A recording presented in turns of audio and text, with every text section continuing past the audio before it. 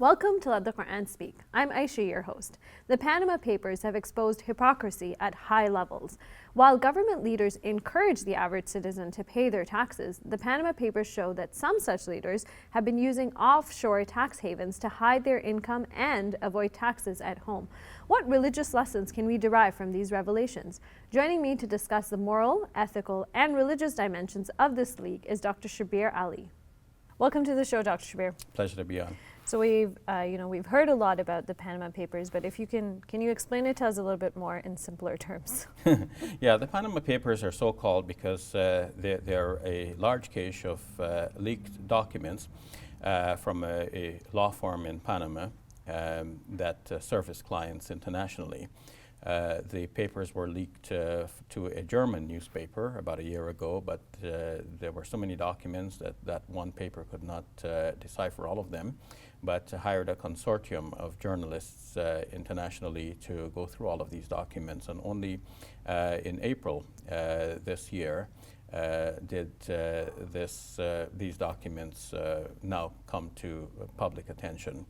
Now we've heard in the past in media, there have been other leaked documents and there have been cases, but what's so, significant, or why is this such a big issue in the media right now? Well, what these documents draw attention to is that many persons in very influential position, in government positions, for example, have been using offshore accounts and shell companies set up by this Panamanian law firm to, among other things, to possibly avoid taxes. There could be legitimate and illegitimate reasons why people use these offshore accounts. So they're just taking their money and putting it somewhere else where they won't have to pay taxes on it. This would be one reason. So one would seek out a tax haven, and often it's in a remote country. If your income is declared locally, naturally you will have to pay taxes to your local government. But if your income is hidden in a shell company offshore, and there isn't a complete transparency and sharing of information between the countries, then one can sometimes get away without paying taxes on some of the income. And these are some of the fallout cases that we're seeing. We've heard of the Iceland Prime Minister. I think at one point there were reports that he may have resigned.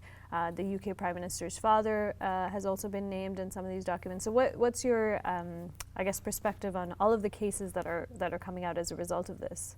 Well, these cases show that there is hypocrisy at high levels, and also a certain degree of failure to come clean and to be transparent with their people. We see, for example, in the case of the UK Prime Minister, that it is noted that he gave 5 different statements over 5 days.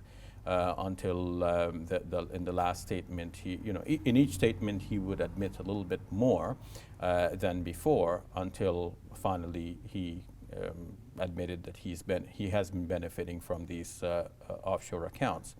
And why I refer to this as hypocrisy at high levels is that government officials and people of influence have always been telling the average worker to be good citizens, obey the law, pay your taxes. And all of this is good. We would say the same thing. But then we expect that this should be followed through at all levels. Everyone should be paying their taxes. And taxation systems in modern developed countries are such that they give breaks to those who are in need, those who have low income, the poor, and they charge higher tax rates against higher levels of income, which makes sense. And that reflects a certain degree of charitableness in that those who can afford to pay more, and those who cannot afford to pay anything may be on the receiving end. So that there is a redistribution of income. But if the rich and famous are able to hide much of their income and not pay taxes, then the result is that the rich get richer, the poor get poorer, and there is a widening gap between rich and poor that does not help society very much. Which is what's happening nowadays. That's right. And this is affecting life in many parts of the world. And sometimes this is also giving rise to acts of violence when we notice, for example, people in ghettoized communities feeling that they have no hope for the future and they live in a rut. They do sometimes they do desperate things that people who had hope and opportunity may not resort to. We're not saying that those actions are correct, they're still wrong, but if we want to understand how we might curb violence and how we might give people hope, well, this is one of the ways we need to redistribute incomes in societies.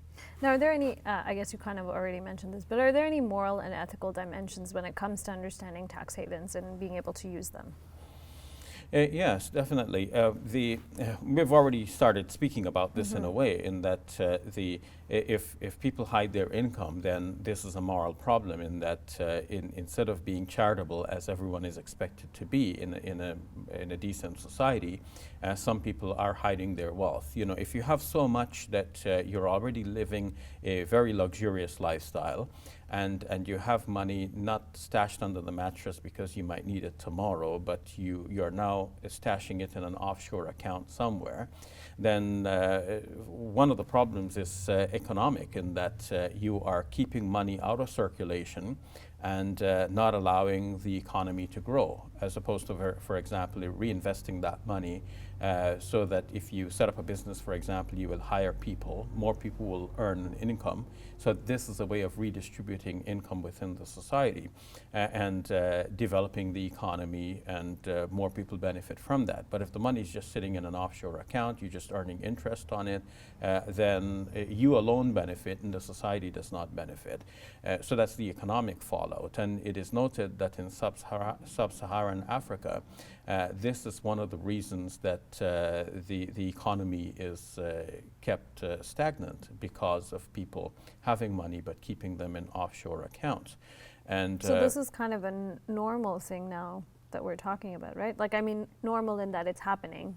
Yes, it's happening, and happening a lot, happening all over the world, and a lot of people with enormous wealth are looking to keep their monies in the tax-free situations. So the moral problem is that this continuing gap between rich and poor is there, and something needs to be done about this. We need to appeal to the good conscience of wealthy individuals to do their share for society. God has blessed them with enormous wealth, and wealth by itself is not a bad thing, but what do you do with it? Do you hoard it, which is something the Quran condemns, or do you look after your own needs? Well and good, that's fine, but also are you charitable and in giving to those who are poor and needy? So it's an excellent transition to my next question. So from a religious perspective, what are some of the, I guess, lessons learned in terms of what not to do or how we should be living our lives when it comes to finances? Yeah, well, from a religious point of view, we see many problems associated with wealth, and the Quran warns against this. The wealth itself is not a bad thing, but how you respond to wealth can be bad. In connection with these Panama Papers, we note that in 2011, a Chinese woman killed a British national. She poisoned him with rat poison. And she explained her actions by saying that she had offshore accounts, and she was afraid that this man would reveal some of these very Panama Papers. And so she killed him. And so she killed him to protect her husband's popularity, as he was rising within the ranks of China's Communist Party at the time. So she committed murder in order to protect her wealth and status and the fame of her husband. So that's the kind of thing that the Quran warns us against. If you become so preoccupied with wealth and status, then you can do some very terrible things. And you have to watch that you do not get drowned in that. You have to stay afloat, not only in financial terms, stay afloat, but you have to keep your heart above the cash, and not let the cash get into your heart and corrupt it so totally. We see people lying and fibbing when it comes to like admitting what has been the level of their involvement with this. And we reflect that the Prophet, peace be upon him, warned us against getting into debt, because sometimes when you get into debt, you start lying because you make promises you can't fulfill, and you know you can't fulfill them, and then you make excuses for why you could not have paid up at a certain time, which are lame excuses and lies, but of course you're forced by the situation. And now we're seeing that people who have enormous wealth are still lying about it, and when we ask, well, why? And I mean, we can understand the guy who is in poverty and telling a lie because he couldn't pay up.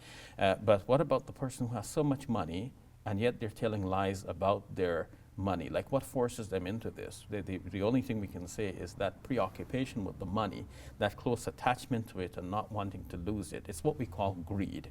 And the Quran says, وَمَا يُوكَ شُحَّ نَفْسِهِ فَأُولَٰئِكَ هُمُ الْمُفْلِحُونَ. Whoever is saved from the greed of his own soul, that person is the one who is truly successful. So we need to learn lessons from this and use wealth, but not let wealth preoccupy us. And this also helps us understand in Islam, Muslims have to give charity. Of course, yeah. And in these documents as well, we have some important persons named from Saudi Arabia and some of the Gulf countries. And you know, we wonder, why are they hiding their cash when there are so many people suffering from starvation all around the world, and even in their own countries there is massive poverty and illiteracy, and we can see many good uses for that money instead of having it stashed away. But what are you going to do with it after having stashed it away? The teachings of our religion is that you're going to live a life here, you're going to die like everybody else, we are mortals, and then you're going to face God and answer for, you know, how you earned your money and how did you spend it. And you're not going to take any of that when you die. Absolutely not. Yeah. Thank you very much, Dr. Shabir. Very You're helpful. welcome. Hey YouTube, we hope you benefited from this video. If you liked it, or if you didn't, let us know in the comments below. And if you're interested in learning more, check out some of our other videos. And don't forget to subscribe so you can get new videos every Monday, Wednesday, and Friday.